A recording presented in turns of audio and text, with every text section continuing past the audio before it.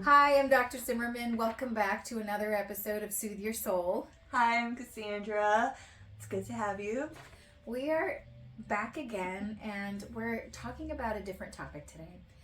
We want to talk about getting back into the swing of things after the holidays. And, you know, when we're getting ready for the holidays, it was almost like it's exciting, but it's also like, how do we start winding down? Mm-hmm. And I noticed that probably day 7.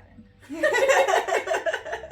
It's like when everything's over, we start feeling this sense of finally feeling relaxed, finally feeling calm. Our body, our nervous system starts to feel like it's a lot calmer. Yes. And, I feel like as we're looking at going back to work, I noticed, and several of you who have seen me in session and talked to me, we've talked about how it felt like gearing back up for the holidays. Post holidays, and what it felt like gearing back up to go back to work. So that's what we want to talk about is, stress of going back after the holidays, getting back into the grind of things and getting back into the daily routines. How do you feel about that? How has that been for you? And I'll talk about my experience. Just to be completely honest, I was dreading it. Yeah.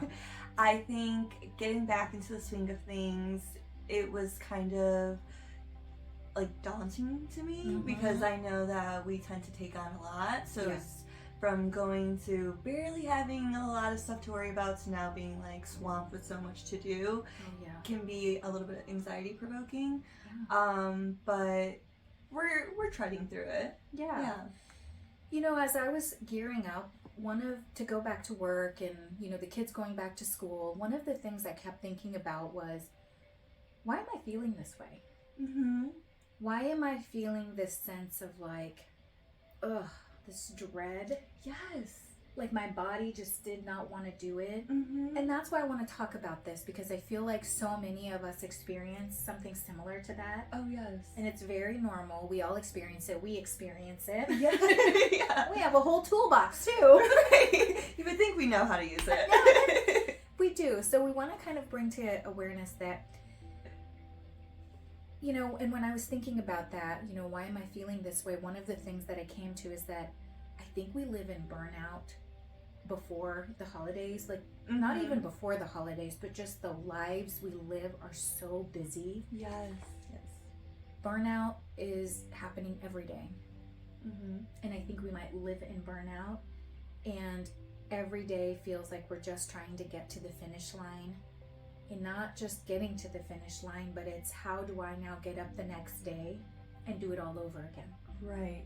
And I think that's the part that I struggled with a lot too, is I can tell when I'm starting to feel burnt out is when I start thinking like that. Yeah. Like I wake up in the morning, I dread to hear my alarm go off. I look at the time and I'm like, all right, in 12 hours, I will be back here. Yeah. And it's like a countdown in my head. Yes. And that itself just already sets the tone for the day. Right. Right. And it's worse when you've rested. Yes. And you've revived. And you've had a sense of awareness to this. Yeah. And you've had time to kind of, get away from it all, take a step back, and now we're going back into it. So what we want to talk about today is easing that transition maybe. And how can we come back into our schedules without feeling the sense of heaviness and the sense of dread. Right. So we have a few steps. We're not coming from the expert opinion on this, but just some personal insights that we have had that we think might be helpful for you.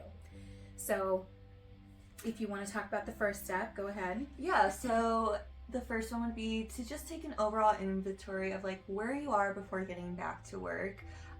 Just, the cup analogy that Dr. Zimmerman loves to use. Like, how full is your cup right now? Yeah. And just examining how you feel, where you could be in the process before you, get back into your daily routine and what is normal for you. Right. I want to elaborate on the cup filling analogy because my clients absolutely love it. So this is for everyone else who has not heard it yet. Yes. And where's my cup? Let me grab a cup for you guys.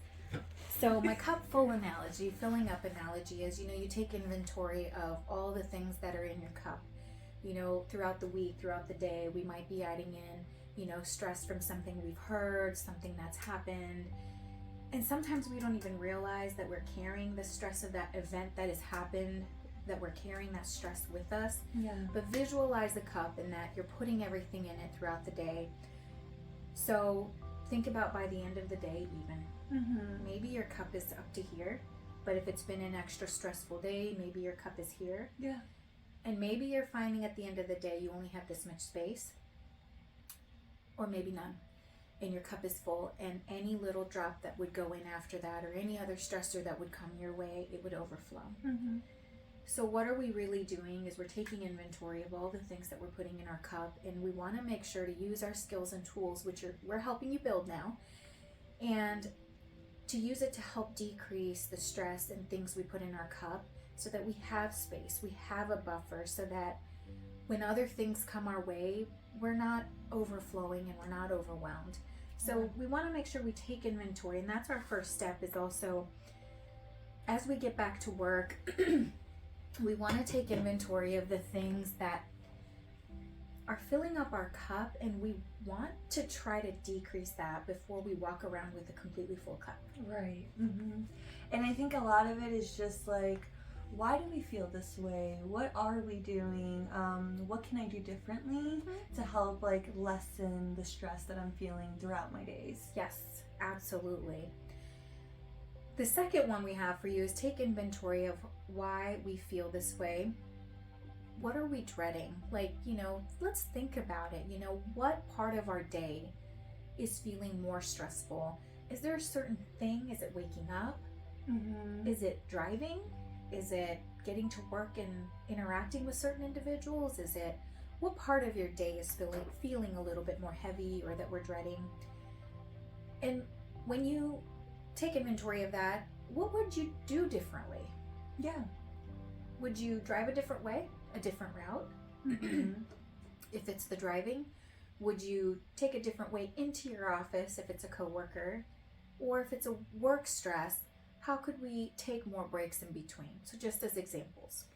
I agree. And I also think like with that in mind, I think a lot of it has to do with just examining and pinpointing exactly what's causing you to feel so stressed out, and setting out a game plan. Yeah. And maybe even giving yourself a little pep talk to get through the day. Yeah, absolutely.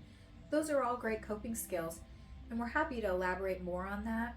But I think the first thing is let's take inventory of what it really might be that might be causing some of this stress. I'll let you talk about the third step we have. Okay. So then the third step would be to take inventory of how your body is feeling. Where in your body are you feeling it the most? These parts are where you tend to hold like the most tension, all your stress. So I know for me, and I believe that we've talked about this before, a lot of my stress is stored in my shoulders. And even in my jaw, like I tend to clench my teeth a lot when I'm stressed out. So having a headache throughout, like, at the end of my day, that's how I know it's been a rough day. Those are pretty common areas. I've heard of jaw tight, like clenching teeth, tension in your shoulders, upper back, arms.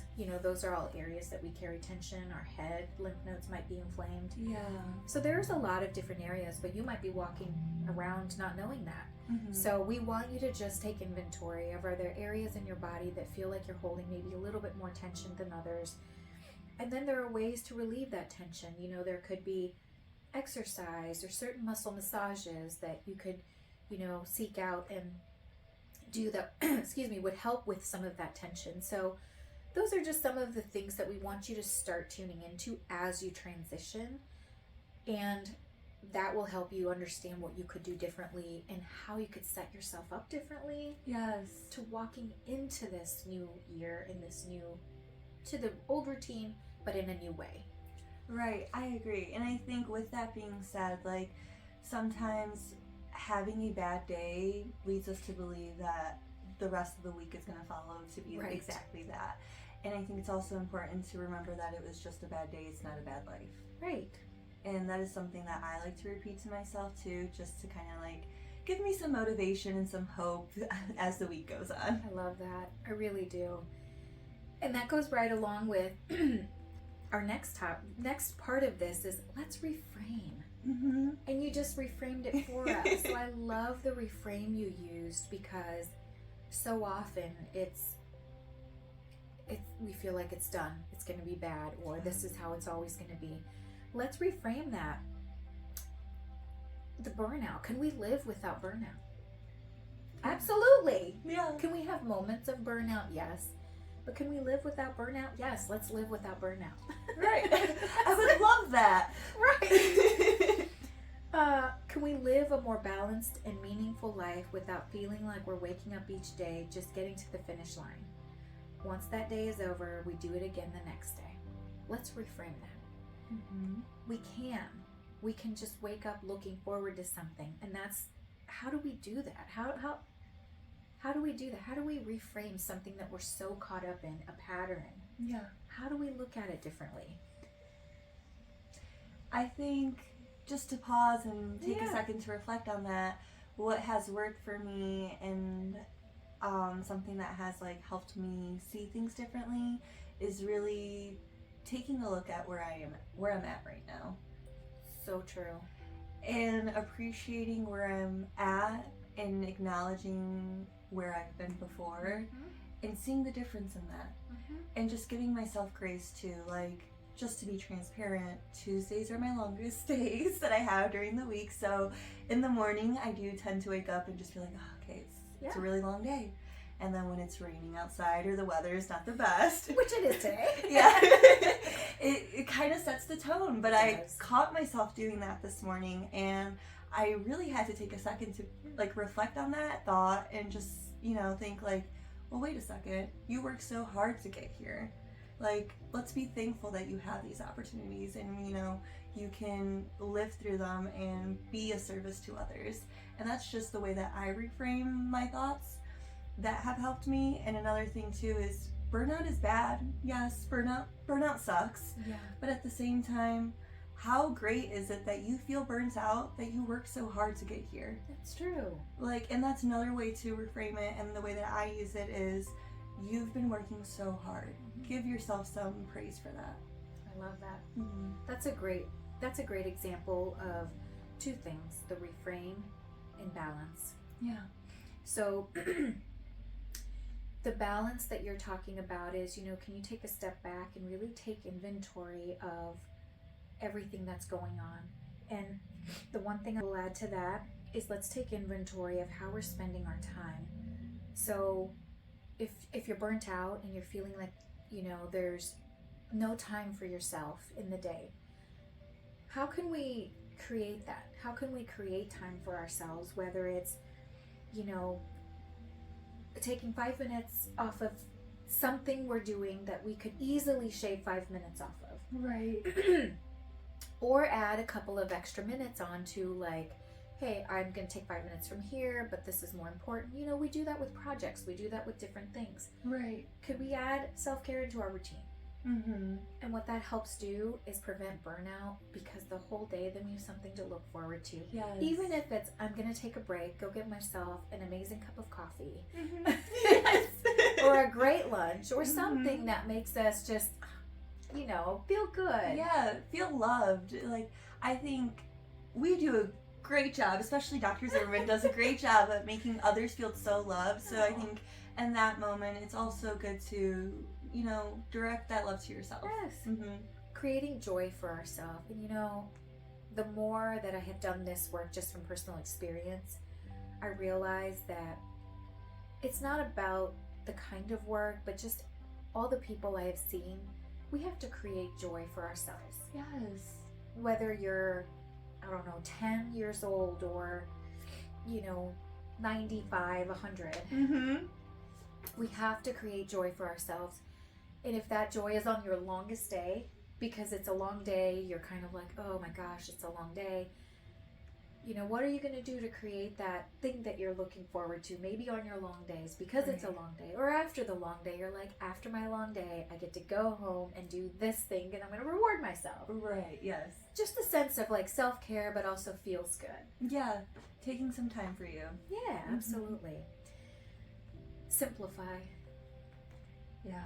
I love Simplify because we feel like we have to take so much time out for self-care. And I really think we don't. If you set a timer for 10 minutes and do something you love, you will realize how refreshed you feel even after that 10 minutes. Yeah. Just 10 minutes. I agree. It's amazing. So we don't have to take out, some people feel, well, I don't have time for self-care. I don't have time to take out. Well, we're busy as well. You know, Cassandra and I are very, very busy. And in our, we practice what we preach. And in trying to do that, yes, we do take time out for ourselves, even if it's 5 minutes waiting in the car, 10 minutes waiting in the car for my kids to finish their practice, or saying positive affirmations, or doing something that feels good. I agree with you. And I think another thing just to add on is to connect with yourself.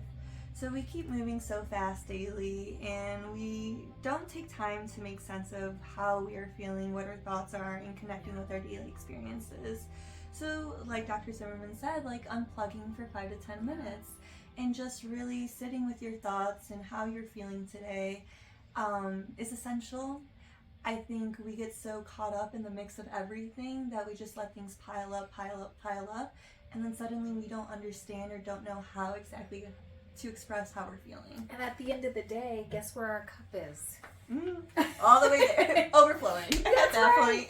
So if we take inventory, even if you do it at the end of the day, and you take inventory of all the things that are in your cup, maybe that have piled on throughout the day, and just in that moment, maybe you turn on the Calm app, maybe you do some sort of mindfulness or meditation. Sometimes I just close my eyes and just recap my day. Just quiet, peaceful time. And I do think that just talking, having peaceful time for my own thoughts is such a different experience. Nothing on, no electronics, no music, nothing, just quiet time to reflect, to listen to my thoughts, to listen to my body. Where in my body do I feel it when I think of this one thing? Yeah. And taking a couple of deep breaths to release some of that tension also is immediately helpful. It is. You know, so just some of those things that, are we listening to our body? Are we listening to our needs? Excuse me. Are we able to create a routine that helps prevent burnout? Right.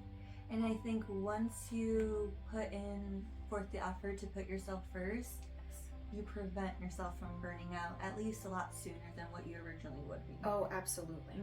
Absolutely. But is it really just about preventing burnout? I mean, we're living our lives. I want to live a meaningful life. Yeah. I love that you said that. And I think by that, you feel like you need to do everything to create meaning behind it. But like you said, if you just take 5 to 10 minutes, unplug, turn it all off, and really think about what kind of day you had, how you're feeling, how meaningful did you make today?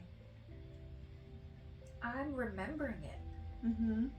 And then I'm going to make choices differently for tomorrow, because I feel like what I did today may not have been, you know, something that suited me or worked for me. And I say, okay, tomorrow I want to do things a little differently, but I did that once I reflected. Yes. So it's not just about preventing burnout. It's about living more meaningfully. Who do you want to be? How do you want to live? What are your goals for yourself? You know, so we want you to have a daily routine that's fun. We're going to work. We all work. Yeah. My favorite phrase to use is work hard, play hard. Yes. And I think, you know, inevitably we have to work. Yeah. But also it's really important to set time aside for what's going to bring you joy. Absolutely. Is pretty much what we have today, and we hope that you've taken something away from some of these pointers that we have, and you can start this at any time. You know, it's never like the beginning of the year has to be the time, but it just happens to be early in the year, and we thought it would be a great time to have this talk. Yeah. But we've enjoyed talking about it, and we hope that this has been helpful for you. So thank you so much for tuning in with us, and definitely follow us on Instagram. Yes, please check out our page. Thank you.